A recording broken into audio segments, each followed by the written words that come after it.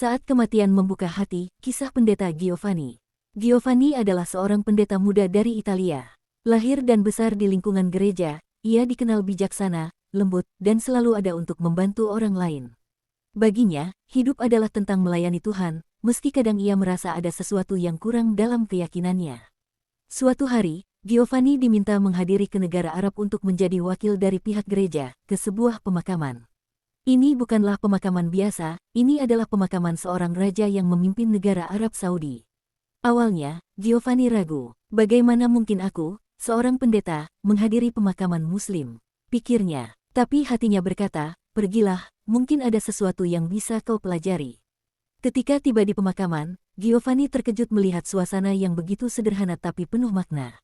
Tidak ada peti mati yang megah, hanya tubuh yang dibungkus kain putih, diletakkan dengan lembut ke dalam tanah.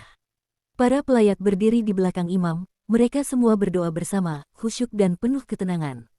Giovanni bertanya kepada seorang pria di sana, mengapa pemakamannya sesederhana ini.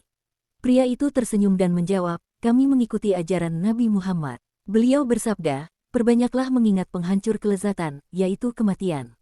Hadits riwayat Tirmidzi. Kata-kata itu menamparkan hati Giovanni.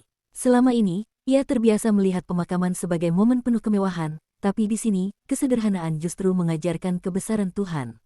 Giovanni mulai mencari tahu lebih banyak tentang Islam. Ia membaca Al-Quran, dan satu ayat benar-benar menyentuh hatinya. Setiap yang bernyawa akan merasakan mati, dan hanya pada hari kiamat sajalah diberikan balasan dengan sempurna. Quran Surah Ali Imran, ayat 185. Ayat itu membuat Giovanni merenung. Hidup ini hanyalah sementara, dan yang benar-benar penting adalah bagaimana kita mempersiapkan diri untuk akhirat.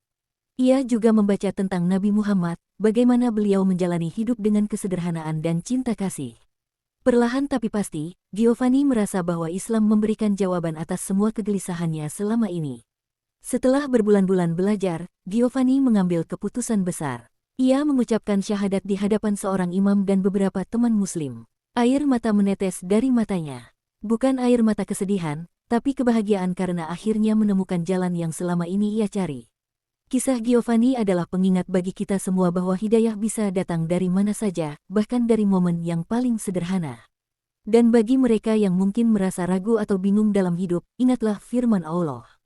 Dan barang siapa yang Allah kehendaki untuk mendapat petunjuk, dia akan melapangkan dadanya untuk menerima Islam. Quran Surah Al-An'am, ayat 125. Giovanni kini adalah seorang muslim yang menjalani hidup dengan penuh kesyukuran. Ia menginspirasi banyak orang dengan kisahnya, dan terus mengingatkan bahwa hidup ini bukan tentang seberapa banyak yang kita miliki,